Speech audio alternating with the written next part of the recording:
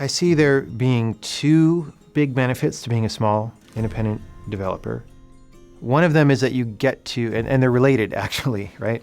So the first part of it is that you get to decide exactly what you're going to do, right? If we were part of a large publisher or publisher-owned developer, we don't exactly get to pick what we work on, or maybe they'll say, hey guys, pick what you want to work on. But then if we pick something too crazy, it's like, oh, hold on, we need to, make sure we get our money back, right?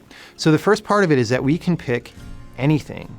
The field of what's possible in games is so large that we can sort of cast our fishing rod out into an area that nobody else is even looking at. Our new game, The Witness, is like that. The second half is that with that independence that we have and that ability to be free in what project we choose, we also have the freedom not to have to make a huge profit if we don't need to. I would definitely like to make our money back on this game, and I would like to make a profit on it, but it's not actually the number one priority, right? The number one priority is to make the best possible game that we can make that brings the most beneficial experience to the players, right? That's absolutely number one.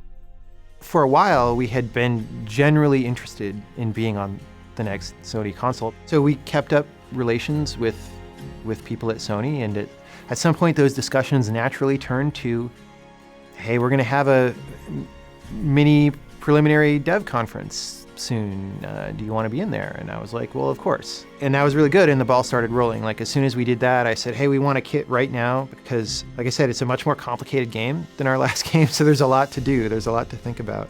But the trick is that there's magic there in the subject that we're exploring, and because the game was not constrained by financial fetters, we were able to find the magic and make it as good as we possibly could. And the game is a multi-layered thing, and every layer is absolutely the best that we know how to make. So when you go in, if you just are interested in a puzzle game and you're not really looking at story or philosophy or anything like that, there is a really good puzzle game there.